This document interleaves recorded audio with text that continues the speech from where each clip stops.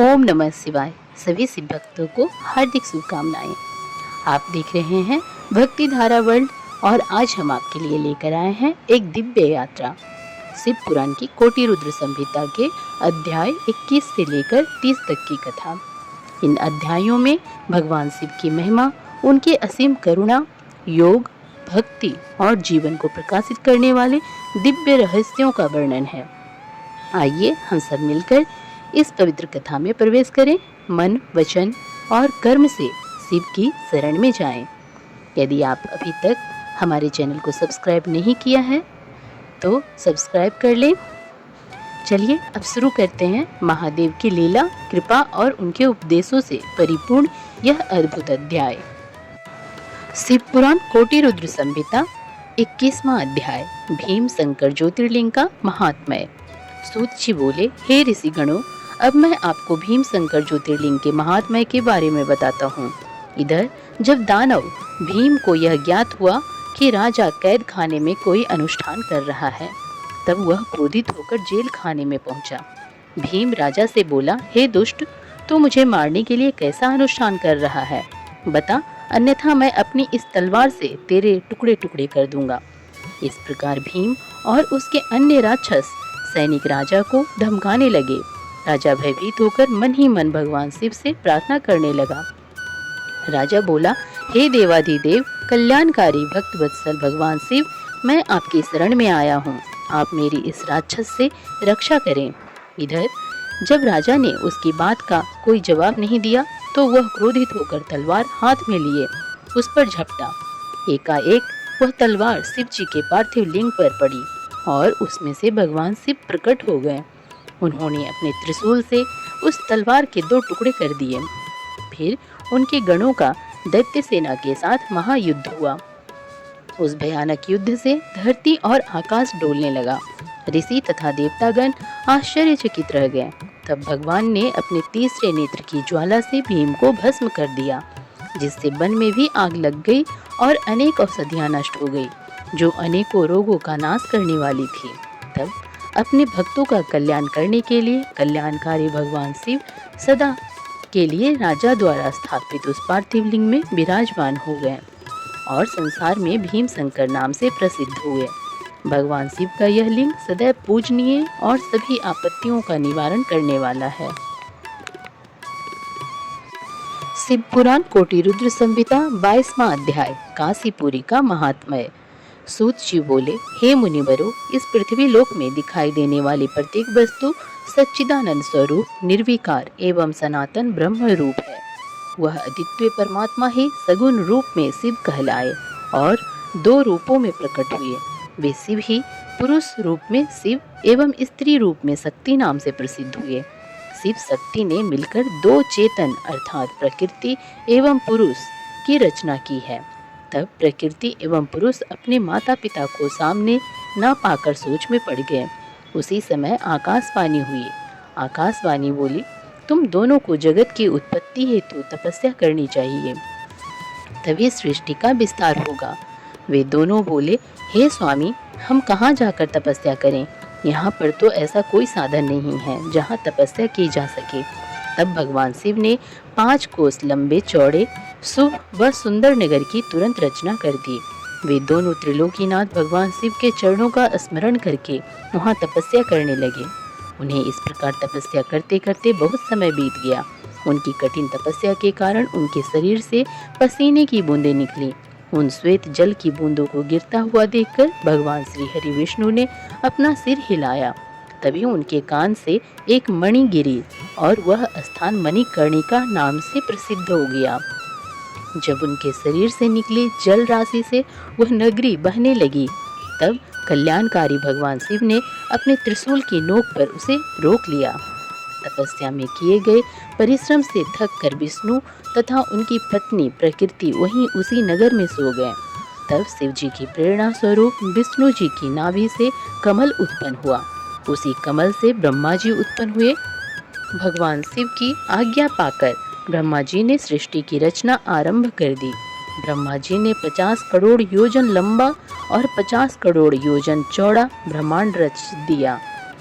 इसमें 14 अद्भुत लोकों का भी निर्माण ब्रह्मा जी ने किया।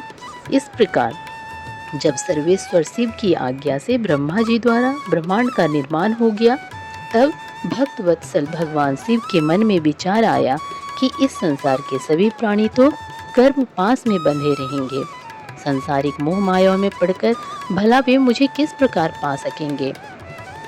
ऐसा सोचकर त्रिलोकीनाथ कल्याणकारी भगवान शिव ने अपने त्रिशूल से 5 कोस नगरी उतारकर ब्रह्मांड से अलग की। तत्पश्चात उसमें अपनी अविमुक्ति ज्योतिर्लिंग की स्थापना कर दी। यही पंचकोसी कल्याणदायिनी, दान, ज्ञान दात्री एवं मोक्ष दात्री नगरी काशी कहलाए। भगवान शिव ने इस नगरी में अपने ज्योतिर्लिंग की स्थापना करने के पश्चात इसे पुनः मृत्यु लोक में त्रिशूल के माध्यम से जोड़ दिया। कहते हैं ब्रह्मा जी का एक दिन पूरा होने पर प्रलय आती है, परंतु इस काशी नगरी का नाश असंभव है, क्योंकि प्रलय के समय शिव जी इस काशी नगरी को अपने त्रिशूल पर धारण कर लेते हैं तथा सब शांत हो जाने पर काशी को पृथ्वी लोक से जोड़ देते हैं। इसलिए मुक्ति की कामना करने वालों को काशी जाना चाहिए। यहाँ के दर्शनों से हर प्रकार के पापों से मुक्ति मिल जाती है। काशी मोक्ष देने वाली नगरी के रूप में प्रसिद्ध है। संसार के समस्त प्राणियों के मध्य में सत्व रूप में और बाहर तामस रूप में विराजमान परमात्मा भगवान शिव ही है। सत्व आदि गुणों से युक्त वही रुद्र है जो सगुण होते हुए निर्गुण और निर्गुण होते हुए सगुण है। उन कल्याणकारी भगवान शिव को प्रणाम करके रुद्र बोले, हे विश्वनाथ महेश्वर, लोकहित की कामना से आपको यहाँ विराजमान रहना चाहिए। मैं आपके अंश से उत्पन्न हूँ, आप मुझ पर कृपा करें और देवी पार्वती सहित यहीं पर निवास करें। ब्राह्मणों, जब विश्वनाथ ने भगवान शिव से इस प्रकार प्रार्थना की, तब भगवान शिव संसार के कल्याण के लिए काशी में देवी पार्वती सहित निवास करने लगे। उसी दिन से काशी सर्वश्रेष्ठ नगरी हो गई। शिव पुराण कोटि रुद्र संहिता 23वां अध्याय। श्री विश्वेश्वर महिमा। सूत जी बोले, हे मुनियों, अब मैं आपको काशीपुरी में स्थित अभिमुक्त ज्योतिर्लिंग का महात्म्य सुनाता हूँ। एक बार जगदम्बा माता पार्वती ने त्रिलोकीनाथ भगवान शिव से विश्वेश्वर ज्योतिर्लिंग की महिमा पूछी थी।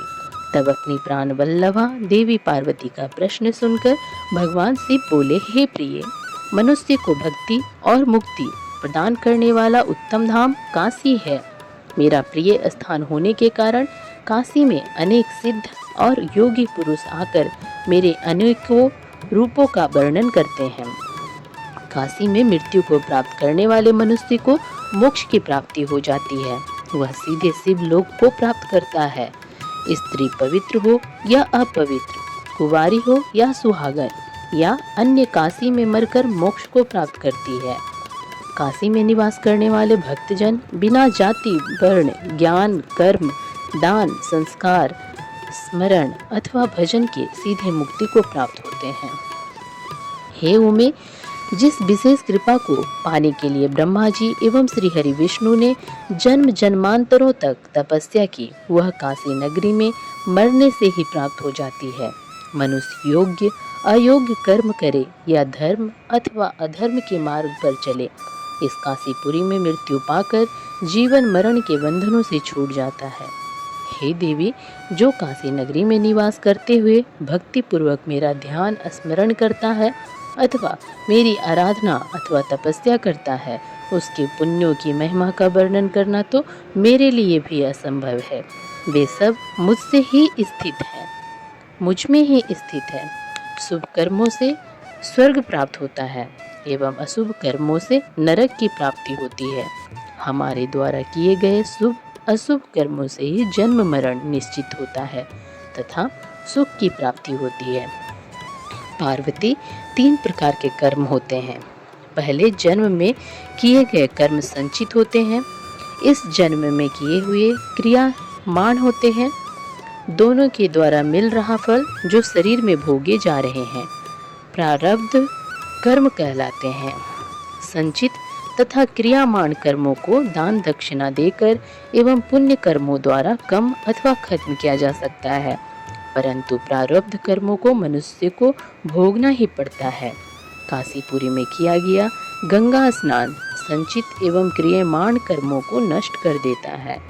प्रारब्ध कर्म काशी में मृत्यु से ही नष्ट होते हैं।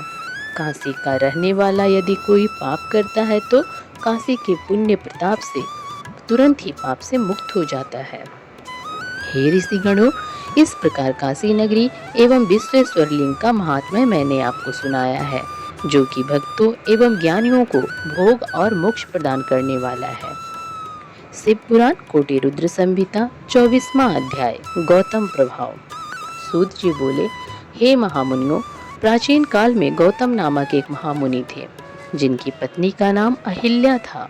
वे महामुनि गौतम दक्षिण में स्थित ब्रह्म पर्वत पर 1000 वर्षों में सिद्ध होने वाली तपस्या कर रहे थे। उस समय लगभग 100 वर्षों से वर्षा नहीं हुई थी, जिससे सूखा पड़ रहा हुआ था। पीने के लिए जल की उपलब्ध नहीं था। सारे वृक्ष पौधे आदि सभी वनस्पतियां सूख चुकी थी। उस समय आए इस संकट से मुक्ति दिलाने हेतु बहुत से ऋषि मुनियों ने समाधि ले ली थी। तब गौतम ऋषि ने इस वर्षा के संकट को दूर करने हेतु वर्षा के देव वरुण को प्रसन्न करने हेतु उनकी तपस्या करनी आरंभ की। गौतम ऋषि ने 6 महीने तक वरुण देव की घोर तपस्या की, जिससे वरुण देवता प्रसन्न हुए और उन्होंने गौतम ऋषि को साक्षात दर्शन दिए। वरुण देव बोले, हे गौतम ऋषि, मैं आपकी उत्तम भक्ति भावना से की गई तपस्या से बहुत संतुष्ट हुआ हूँ। मांगो, क्या वर मांगना चाहते हो? तब वरुण देव का प्रश्न सुनकर महर्षि गौतम बोले, हे वरुण देव, आप तो सर्वज्ञाता हैं। भगवान, आप जानते ही हैं कि वर्षा न होने के कारण संसार के सभी चराचर प्राणी व्याकुल हैं। इसलिए सबकी परेशानियों एवं दुखों को दूर करने के लिए मैं चाहता हूँ कि वर्षा हो जाए। महर्षि गौतम के वर को सुनकर वरुण देव बोले कि मैं तो इस जगत के ईश्वर कल्याणकारी भगवान शिव के अधीन हूँ और उन्हीं की आज्ञा और प्रेरणा के फलस्वरूप कार्य करता हूँ। इसलिए इस वरदान को तो सर्वेश्वर शिव ही दे सकते हैं, अतः आप मुझसे कुछ और मांग लें। तब महर्षि गौतम बोले, प्रभु, आप मुझे जल दान दीजिए। इससे बड़ा और कोई पुण्य नहीं है और इसे कोई नष्ट भी नहीं कर सकता। तब गौतम जी की विनती को स्वीकार करते हुए वरुण देव बोले कि आप एक गड्ढा खोदें, मैं उसे जल से भर दूंगा और उस गड्ढे का जल कभी भी खाली नहीं होगा और इसके लिए तुम्हारा नाम भी संसार में प्रसिद्ध हो जाएगा। वरुण देव की आज्ञा मानते हुए महर्षि गौतम ने तुरंत 1 हाथ लंबा और चौड़ा गड्ढा खोद दिया। तब वरुण देव ने उसे जल से भर दिया और महर्षि गौतम से बोले, हे महामुनि, इस स्थान पर किए गए सभी कर्म, दान, हवन, देव पूजा, तपस्या, पितृश्राद्ध आदि सब सफल होंगे। यह कहकर वरुण देव अंतर्ध्यान हो गए। तब गौतम ऋषि बहुत प्रसन्न हो गए कि सभी के संकटों को उन्होंने दूर कर दिया है। इसलिए कहते हैं कि संकट के समय बड़ों की शरण में जाने से दुखों से मुक्ति मिलती है। इस प्रकार महर्षि गौतम इच्छित वर पाकर खुश हो एवं स्नान आदि नित्य कर्मों से निवृत्त होकर जौ आदि अन्न पैदा करने लगे।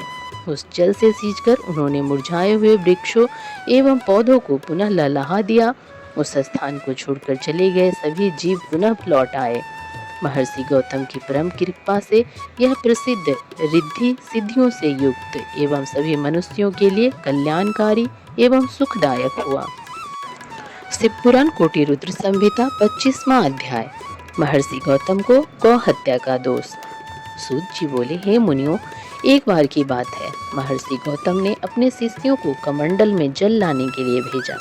जब शिष्य जल लेने उस गड्ढे पर गए तो उस समय वहाँ कुछ ऋषि पत्नियां जल भरने आई हुई थी। उन्होंने गौतम ऋषि के शिष्यों को डांटकर बिना जल दिए ही वहाँ से भगा दिया। आश्रम जाकर शिष्यों ने सारी बातें गुरु पत्नी देवी अहिल्या को बता दी। तब देवी अहिल्या स्वयं जल भरने गईं और जल लाकर अपने पति को दिया। उस दिन से स्वयं अहिल्या ही जल लेने जाने लगी। एक दिन अन्य ऋषि पत्नियों ने जानबूझकर अहिल्या से लड़ना आरंभ कर दिया और अपने घर आकर अपने पतियों से अहिल्या की झूठी शिकायत कर दी कि वह हमें जल भरने देने से मना करती है और कहती है कि यह जल तो मेरे पति को वरदान स्वरूप वरुण देव से प्राप्त हुआ है। अपनी पत्नियों की बातें सुनकर ऋषियों को बहुत क्रोध आया। गौतम ऋषि को सबक सिखाने के लिए अन्य ऋषियों ने गणपति की आराधना आरंभ कर दी। उनके पूजन से प्रसन्न होकर गणपति प्रकट हुए और वर देने के लिए कहने लगे। तब ऋषि बोले, हे विघ्न विनाशक गणपति, हम चाहते हैं कि गौतम ऋषि यहाँ से आश्रम छोड़कर किसी दूसरे स्थान पर चले जाएं। उनके यह वचन सुनकर गणेश जी बोले, गौतम ऋषि ने तो कोई अपराध नहीं किया है, फिर आप उनका बुरा क्यों चाहते हैं? आप कोई और वरदान मांग लीजिए। परंतु जब ऋषि नहीं माने तो उनका इच्छित वरदान देकर गणेश जी वहाँ से अंतर्ध्यान हो गए। गणेश जी ने अपना दिया वरदान सिद्ध करने के लिए एक गाय का रूप धारण किया और गौतम जी के द्वारा लगाए गए जौ खाने उनके खेत में चले गए। जब महर्षि गौतम ने देखा कि वह गाय उनका खेत नष्ट कर रही है तो स्वयं एक तिनका हाथ में लेकर उसे बाहर निकालने लगे। उस तिनके से पीड़ित होकर गाय धरती पर गिरी और मर गई। गाय को मरा जानकर गौतम ऋषि बहुत दुखी हुए। वे अपनी पत्नी से कहने लगे कि शायद मुझसे कोई भारी भूल हो गई है, जिस कारण मेरे आराध्य भगवान शिव मुझसे नाराज हो गए हैं और मुझ पर गौ हत्या का पाप लग गया है। उसी समय वहाँ अन्य ऋषि भी आ गए जो गौतम ऋषि से बैर रखते थे। उन्होंने महर्षि गौतम, उनकी पत्नी और शिष्यों को भला बुरा कहकर वहाँ से निकल जाने को मजबूर किया, तो वे उस समय उस स्थान को छोड़कर वहाँ से चलने लगे। उन्होंने उन ऋषियों से पूछा कि मेरे द्वारा की गई इस गौ हत्या का क्या प्रायश्चित होगा। तब वे ऋषि बोले, पतित पावनी गंगा में स्नान करने से मनुष्य के सारे पाप धुल जाते हैं, इसलिए अपने द्वारा की गई गौ हत्या के प्रायश्चित से मुक्त होने के लिए आप गंगा जी को प्रकट कर उसमें स्नान करें और भगवान शिव के पार्थिव लिंग की स्थापना कर उसका भक्ति पूर्वक विधि विधान से पूजन करें, तभी आप इस महापाप से मुक्ति पा सकेंगे। अन्य ऋषियों ने पश्चाताप का मार्ग पूछकर गौतम ऋषि अपनी पत्नी और शिष्यों को साथ लेकर वहां से दूर चले गए। शिव पुराण कोटि रुद्र संहिता 26वां अध्याय, गौतमी गंगा का प्रकट्य। सूत जी बोले, हे ऋषि गणों, महर्षि गौतम देवी अहिल्या एवं अपने शिष्यों को साथ लेकर किसी अन्य जगह पर आश्रम बनाकर रहने लगे। सर्वप्रथम गौतम ऋषि ने ब्रह्मगिरि पर्वत की परिक्रमा की, फिर भगवान शिव के पार्थिव लिंग की स्थापना कर उसका पूजन करने लगे। पति पत्नी की उत्तम आराधना एवं भक्ति भाव से प्रसन्न होकर भगवान शिव ने उन्हें दर्शन दिए। अपने आराध्य को अपने सामने पाकर गौतम ऋषि व अहिल्या बहुत प्रसन्न हुए और उनको प्रणाम कर उनकी स्तुति करने लगे। तब भगवान शिव बोले, हे महर्षि, हे देवी, मैं आपकी पूजा से प्रसन्न हूँ, मांगिए क्या वर मांगना चाहते हैं। भगवान शिव के वचन सुनकर ऋषि गौतम बोले, भगवान, मुझ पर कृपा करके मुझे गौ हत्या के पाप से बचा लीजिए। तब शिव जी बोले, आपसे कोई अपराध नहीं हुआ है, वह सब तो उन दुष्ट दुराचारियों द्वारा रची गई माया थी, आप तो निर्दोष हैं। यह सुनकर महर्षि के सारे दुख दूर हो गए। तब उन्होंने शिव जी से कहा कि भगवान, मुझ पर कृपा करके पतित पावनी गंगा जी को यहाँ प्रकट करें, जिससे सभी प्राणियों का कल्याण हो सके। गौतम ऋषि की प्रार्थना सुनकर शिव जी ने उन्हें गंगा जल दिया। वहीं गंगा जल श्री गंगा जी का स्त्री रूप बन गया। तब गौतम जी ने उन्हें प्रणाम कर उनकी स्तुति की। गौतम ऋषि बोले, हे माथेश्वरी, हे पतित पावनी गंगे, मैं आपको प्रणाम करता हूँ। आप पापों का खंडन करने वाली एवं अपनी शरण में आए भक्तों को मुक्ति देने वाली हैं। मैं हाथ जोड़ के आपकी शरण में आया हूँ। आप मेरे पापों को नष्ट करके मुझे नरक में जाने से बचा दो। तब उनकी स्तुति से प्रसन्न होकर गंगा जी ने उनके पापों को अपने निर्मल जल से धो दिया। फिर वे वहाँ से जाने के लिए सर्वेश्वर शिव से आज्ञा मांगने लगी।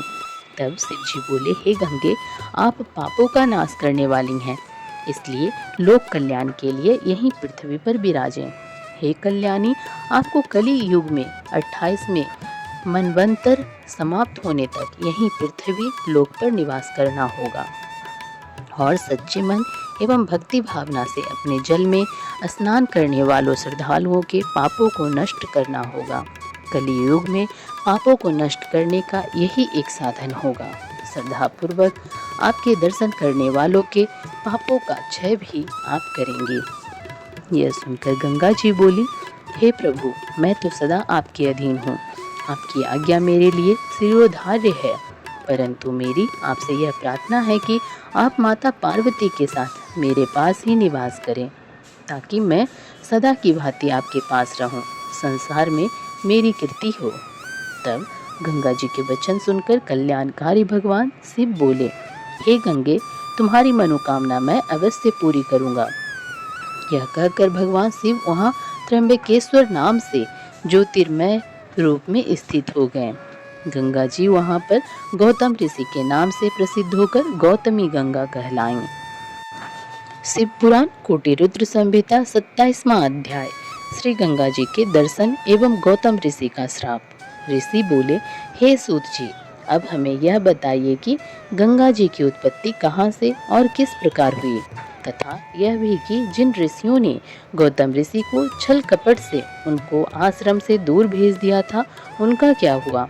जब गौतम ऋषि को इस बात का पता चला तो उन्होंने क्या किया। ऋषि गणों के प्रश्नों को सुनकर महामुनि सूत जी बोले, जब गौतम ऋषि ने भगवान शिव को प्रसन्न करके गंगा जी को धरती पर अवतरित कराया था, तब श्री गंगा जी ने अपने जल रूप में ब्रह्मगिरी पर स्थित गुलर के पेड़ की शाखा से निकलकर दर्शन दिए थे। उनके दर्शन एवं आराधन के पश्चात गौतम ऋषि ने अपने शिष्यों सहित पतित पावनी गंगा में स्नान किया। जब गौतम ऋषि के परम शत्रु उन कपटी ब्राह्मणों को यह बात पता चली कि ऋषि गौतम ने अपनी तपस्या से गंगा जी को प्रकट कर दिया है, तो वे सब भी श्री गंगा जी के दर्शनों की चाहत लेकर वहां आए, परंतु गंगा जी उनके आते ही वहां से लुप्त हो गईं। यह देखकर गौतम जी को बहुत आश्चर्य हुआ और उन्होंने श्री गंगा जी से प्रार्थना की, हे मातेश्वरी, आप जगत का कल्याण करने हेतु यहाँ प्रकट हुई हैं, इसलिए आप सबको भी अपने दर्शनों से कृतार्थ करें। माते, मेरी तपस्या के प्रभाव से इन लोगों को भी दर्शन दें। गौतम ऋषि के चुप होते ही आकाशवाणी हुई, मुनि, ये लोग छल कपट करने वाले हैं और सदा दुराचार करते हैं, इसलिए ये मेरे दर्शन के अधिकारी नहीं हैं। जब तक ये अपने पापों का प्रायश्चित नहीं करते, तब तक इन्हें मैं दर्शन नहीं दूंगी। मेरे दर्शन करने के लिए इन्हें ब्रह्मगिरी 101 परिक्रमाएं करनी पड़ेंगी। यह कहकर आकाशवाणी चुप हो गई। आकाशवाणी सुनकर वे सभी कपटी ऋषि पछताने लगे और क्षमा याचना करने लगे। तब उन्होंने आकाशवाणी के अनुसार ब्रह्मगिरी की 101 परिक्रमाएं की। तत्पश्चात श्री गंगा जी ने उन्हें दर्शन दिए। उस दिन से वह स्थान कुशावर्त नाम से प्रसिद्ध हुआ। ऋषियों ने पुनः सूत जी से पूछा, हे सूत जी, हमने तो सुना था कि गौतम ऋषि ने उन कपटियों को श्राप दे दिया था, क्या यह बात सही है? इस विषय में बताइए। तब सूत जी बोले, हे महामुनियों, आपने सही सुना था। गौतम ऋषि परम ज्ञानी और भगवान शिव के परम भक्त थे। जब उन्होंने शांत हृदय से ध्यान लगाया तो वे सब कुछ जान गए कि वह गाय जिसकी हत्या का पाप उन्हें लगा था बनावटी थी और उन सब ऋषियों ने मिलकर यह चाल चली थी। यह सब जानकर गौतम ऋषि क्रोधित हो उठे। तब उन्होंने उन कपटी ऋषियों को विद्या रहित, भक्तिहीन और अधर्मी हो जाने का श्राप दे दिया। उन्हें शिव जी की भक्ति से विमुख होने का श्राप दिया और फिर वे स्वयं अपने आश्रम में जाकर त्रिलोकीनाथ भगवान शिव की आराधना करने लगे। दूसरी ओर वे ऋषिगण शिव धर्म से विमुख होकर कांची नामक नगरी में चले गए। शिव पुराण कोटि रुद्र संहिता 28वां अध्याय। वैद्यनाथेश्वर शिव महात्म्य।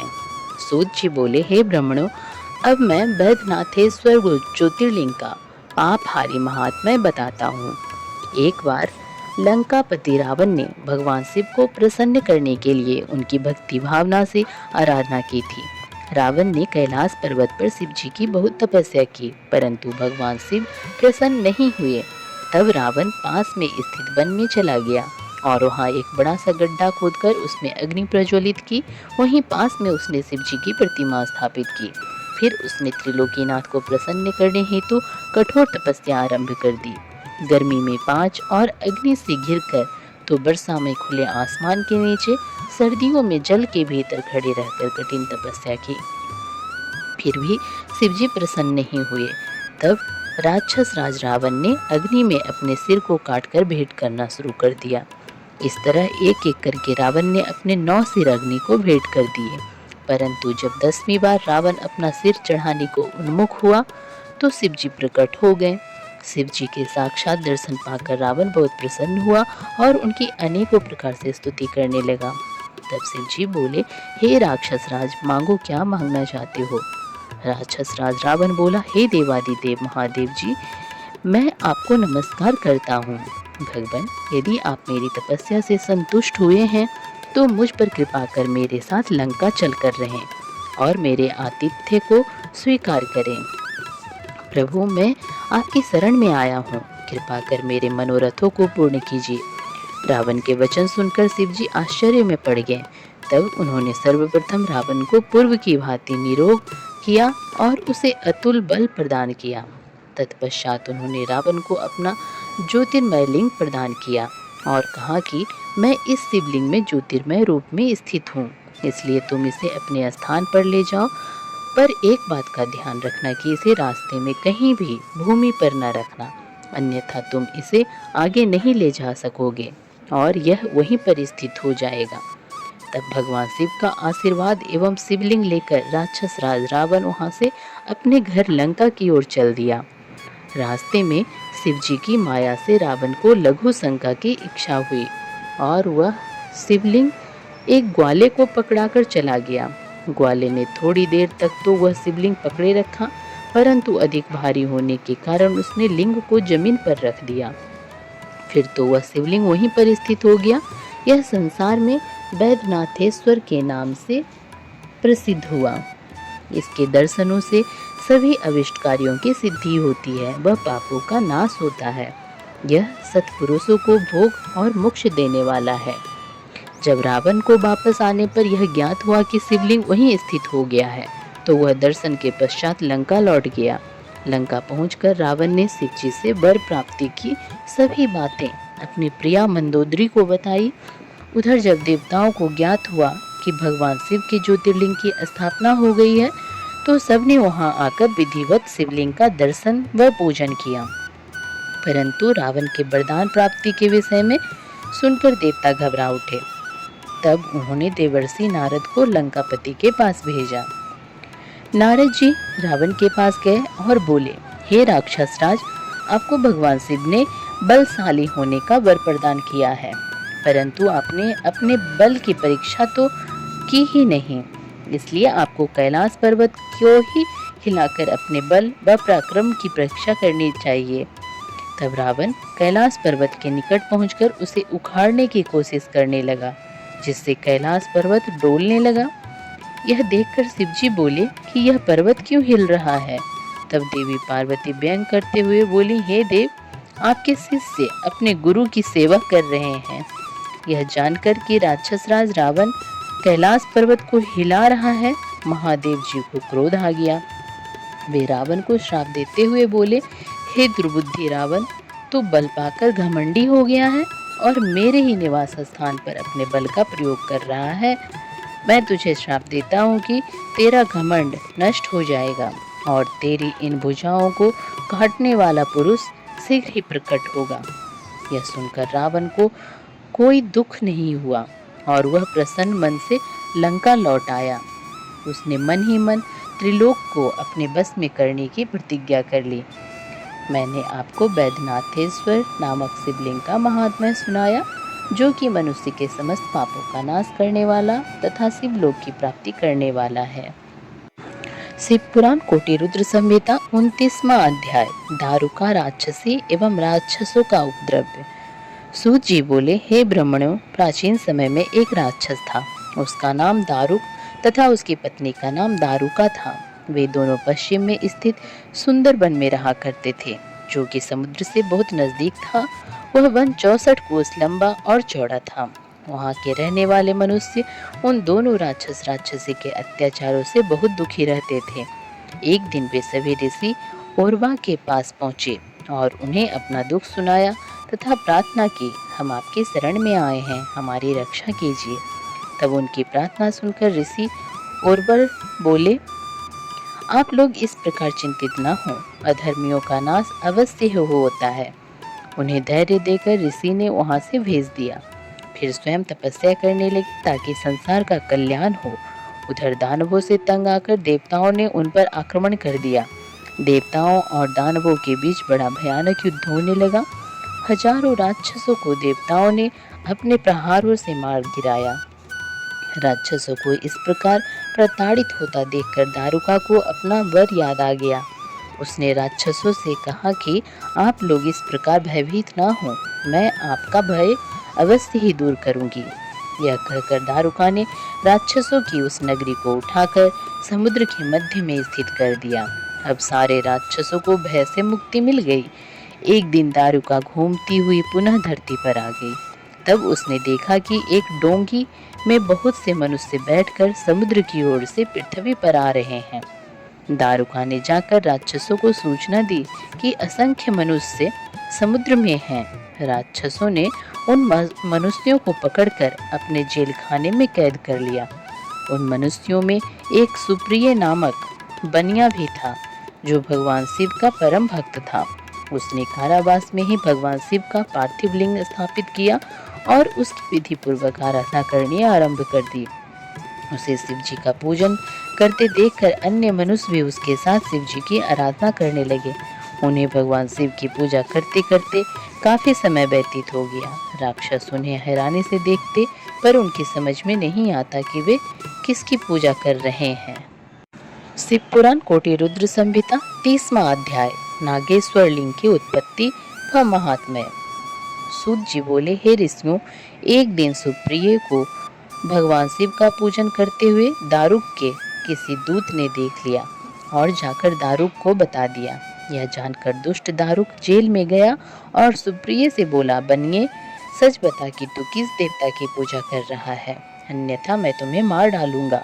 बहुत पूछने पर भी जब सुप्रिय ने कुछ नहीं बताया, तब क्रोधित होकर राक्षस राज दारुक ने उस बनियों को मारने की आज्ञा दे दी। वह परम शिव भक्त हाथ जोड़े आंखें मूंद कर अपने आराध्य भगवान शिव का ध्यान कर उनसे मन में रक्षा करने की प्रार्थना करने लगा।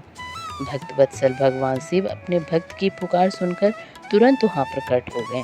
अपने भक्त की ओर बढ़ते उन राक्षसों को देखकर भगवान शिव ने पशुपत अस्त्र उठा लिया और उन राक्षसों का एक पल में ही नाश कर दिया। राक्षसों का नाश करने के बाद भगवान शिव बोले, हे सुप्रिय, आज से यह वन राक्षसों से मुक्त हुआ। अब तुम सब सदा के लिए निर्भय हो जाओ। अब इस वन में धर्म के मार्ग पर चलने वाले ब्राह्मण, क्षत्रिय, वैश्य, शूद्र आदि ही निवास करेंगे। इन्हीं के साथ मेरे परम भक्त भी इस वन की शोभा बढ़ाएंगे। उधर दूसरी ओर दारुका राक्षसी देवी पार्वती की स्तुति करने लगी। उसने देवी को प्रसन्न कर लिया और प्रार्थना की कि माते आप मेरे वंश एवं कुल की रक्षा कीजिए। तब देवी पार्वती दारुका के वचनों को सुनकर भगवान शिव से बोली, हे नाथ, आपकी कही यह बात युग के अंत में सच हो, उससे पूर्व तामसी सृष्टि भी रहे, यह मेरा विचार है। भगवान मेरी बात को पूरा करिए। दारुका मेरी ही शक्ति है, इसलिए उसकी रक्षा करना मेरा धर्म है। यहाँ पर दारुका का ही राज्य होगा। देवी पार्वती के इन वचनों को सुनकर भगवान शिव बोले, हे प्रिय, आपकी इच्छा अवश्य ही पूरी होगी, परंतु अपने भक्तों की रक्षा के लिए मैं यहीं पर स्थित रहूंगा, ताकि कोई भी उनकी जाति और धर्म के विरुद्ध कोई आचरण न कर सके। जो मनुष्य धर्म के मार्ग का अनुसरण करते हुए भक्ति भावना के साथ प्रेम पूर्वक मेरा दर्शन करेगा, वह चक्रवर्ती राजा हो जाएगा। कलियुग के अंत में और सतयुग के आरंभ में महासेन का पुत्र वीरसेन राजाओं का भी राजा होगा, और जब वह यहाँ आकर मेरे दर्शन करेगा तो वह चक्रवर्ती सम्राट बन जाएगा। यह कहकर भगवान शिव और देवी पार्वती वहाँ ज्योतिर्मय रूप में पार्थिव लिंग में स्थित हो गए। त्रिलोकीनाथ भगवान शिव नागेश्वर नाम से व देवी पार्वती नागेश्वरी नाम से प्रसिद्ध हुई। भगवान शिव पार्वती अनेक प्रकार की लीलाएं करते हुए वहाँ स्थित हो गए। यह नागेश्वर ज्योतिर्लिंग तीनों लोकों का कल्याण करने वाला एवं सभी मनोकामनाओं को पूर्ण करने वाला है। नागेश्वर ज्योतिर्लिंग के प्रादुर्भाव की कथा सुनने या पढ़ने से महापातकों का नाश होता है तथा संपूर्ण मनोरथों को पूर्ण करने वाली है। तो प्रेम से कहिए, हर हर महादेव। तो भक्तों, अभी आपने सुना शिव पुराण कोटि रुद्र संहिता के अध्याय 21 से लेकर 30 तक की दिव्य कथा। शिव जी की कृपा से जीवन में शांति, धैर्य और आध्यात्मिक बल प्राप्त होता है। अगर आपको यह कथा पसंद आई हो तो वीडियो को लाइक करें, अपने दोस्तों और परिवार के साथ साझा करें और चैनल को सब्सक्राइब अवश्य कर लें। आइए अब हम सब मिलकर महादेव से प्रार्थना करें। हे भगवान शंकर, हमारे जीवन से अज्ञान, भय और दुख को दूर करें, हमें भक्ति, सेवा और सद्गुणों की राह दिखाएं। आप सभी पर शिव जी की असीम कृपा बनी रहे। हर हर महादेव। ओम नमः शिवाय।